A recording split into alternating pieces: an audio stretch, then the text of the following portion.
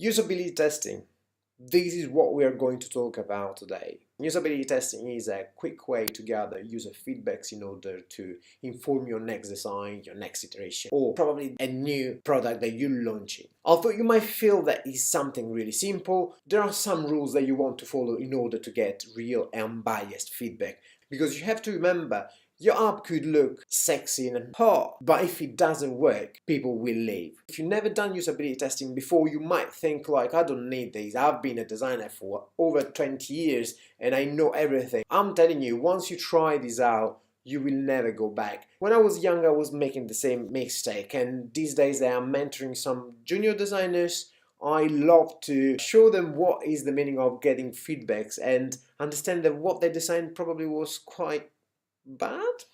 Usability testing is the next step that you want to input in your workflow in order to make great products. I have some friends that telling me I cannot test anything because my company doesn't have budget, I don't have time. I have to tell you something, you don't need huge budgets, you don't need a lot of time to test your designs. You can do this thing pretty much free. Stay here and I'll show you how to do this a bit later, and I'll tell you how I do it every day.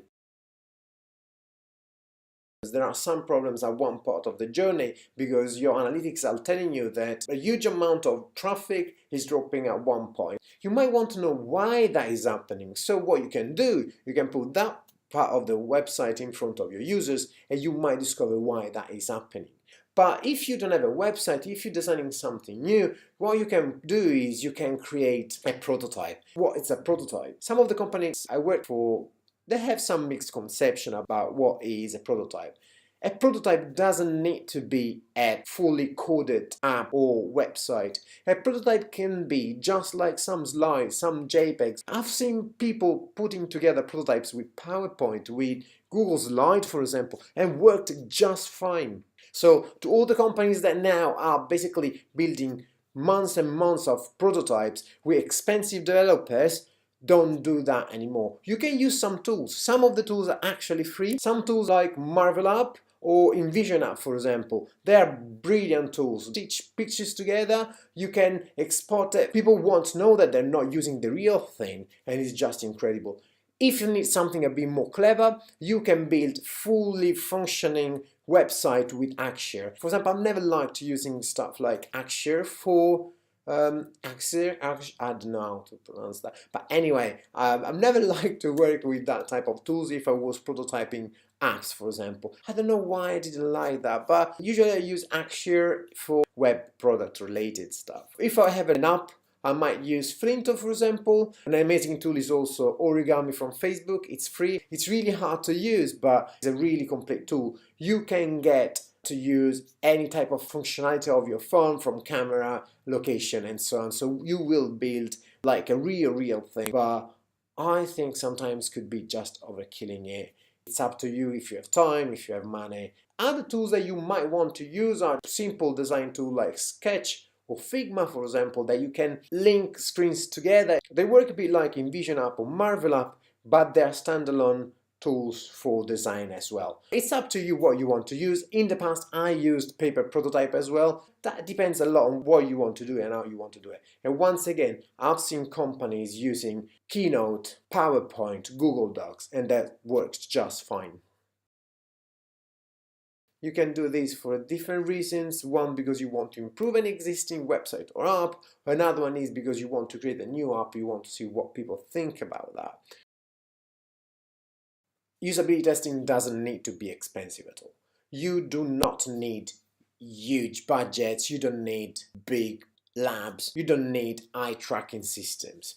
And to be honest, some of the biggest designers out there, they actually inviting people into coffee shops to have conversation. Some of the feedback that you get out of users when they come through a door that's got a logo on it and they have cameras on them is not exactly, it's not so true like when you have them in a coffee shop. So my point of view is I prefer to have really informal chat, coffee shops. I've been working for some companies that they have the best labs ever and nothing was working. It was painful, believe me. I always struggled with cameras, microphones, like even internet connection, so you don't need that. What I do now, whenever I have a conversation with a product person, could be a developer, could be my product manager, and there is something that we're not sure about, I just mock up something. I walk out the building, I just ask someone in the street if they can help me out, trying to talk to someone that is smoking a cigarette. Introduce yourself, say like, I'm coming from a startup, I need some help, show them your design, and you will be surprised how many people they will actually give you a suggestion without asking you money. They will also give you more suggestions and help than what you wanted.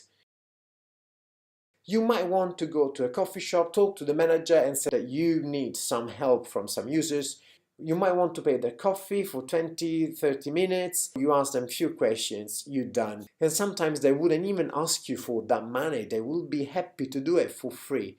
Just go out, approach people, it will be fine. In case you need them for more than half an hour, you probably want to book them in. You can use Facebook ads, for example, or otherwise there are some companies that can find you the right people for the right type of project. But anyway, in any case, if you need to test your design, your product, I follow usually some steps in order to get myself organized and to know what I want to ask. Never ever walked into a room or talked to a user that you don't know what you need to ask. I've tried this a couple of times and I failed miserably. So I found a nice canvas that I will share with you somewhere. Bling. I don't know where, never done this before, so you will find it. Probably is a link, I don't know. This canvas helps you out planning all your usability testing. It's pretty straightforward. You can just fill in the canvas as you go and you will have planned out the whole usability testing in just a few minutes. Second, you want to find no more than 5 users. I know that you will be now going like, oh, just 5 users. I will share with you a link about Nils and Norman talking about why 5 users is enough. But just to keep it simple, you will be surprised how after the 5th users, just the same issues will came out over and over again. So you don't need more than 5 users. Now that everything is planned, you got your users, you know what you're going to ask, you want to start talking to your users. It's going to be hard, I'm telling you, because you will need to talk to the users while you're taking notes. So I'll give you a bit of a secret how I do this. Get a stack of post-it notes, write one problem each post-it note and move on. Every time there is a problem or something, an issue or something bad that is happening or the user says, write it down and stick it on the laptop and move on. Don't try to write more than one thing on each post-it. Trying to be quick, don't try to over-explain. You will do a debrief later and I will tell you what I'm talking about. Another suggestion I could give you, use 2 types of post-it notes, one with a green color for positive feedbacks, the other one with negative feedback, purple. Remember to make them feel comfortable.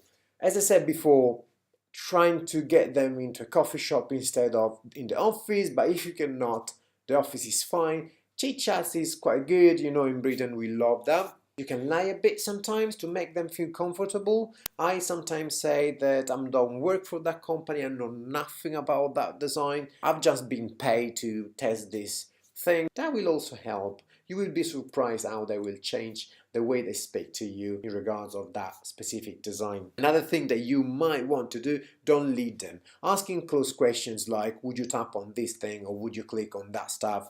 That would just lead them into like answering you in a closed way. Yes, no. And most of the time, people do not know what they want. Trying to listen, trying to understand what they want to say, trying to push them to speak more. Don't interrupt them. I know you will struggle a lot because you will have the instinct to speak while the users is actually not talking at all. If you want to speak, if you want to ask them something at that point, you might want to help them out to speak out loud a bit more. What are you thinking or what you're looking at? That will help them to discuss what they're seeing, what they're looking at, what are the problems and get them unstuck. Trying to do a debrief at the end of the day. It depends how big is the usability testing, if you have different people involved, if it's just you, just trying to understand and analyze all the data that you gathered from that sessions. Don't wait until the day after, will be too late, you will forget, believe me, and you will thank me.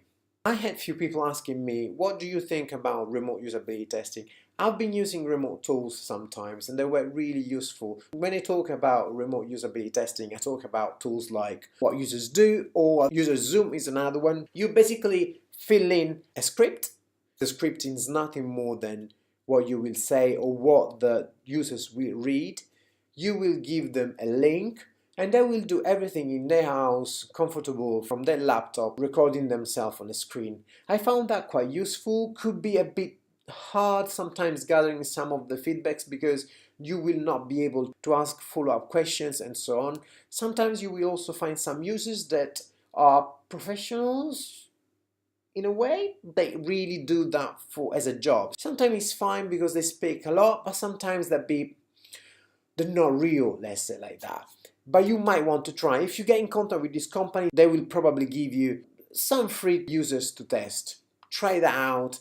It depends from the type of project and product. The coolest part about that is that you can push something out. You don't have to do the hard work. I will come back to you in less than a week or so, and everything is there. You don't have to struggle to talk to users and so on. You might want to try that out. If you need users, you might want to avoid asking to your partner. Usually it's not good to ask to your family if they want to test something, because it could be that they will just want to tell you that you're so nice and you're the best designer ever. You won't get the real feedback.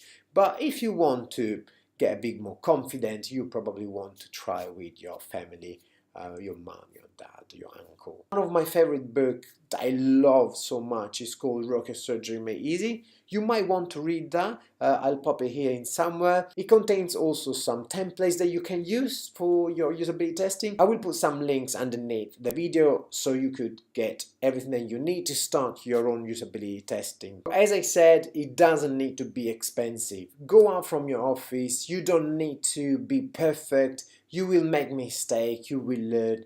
Just try something and tell me how it went. Tell me how it goes. Send me a message, contact me if you have any other follow-up questions and so on. I hope to see you again in the next video.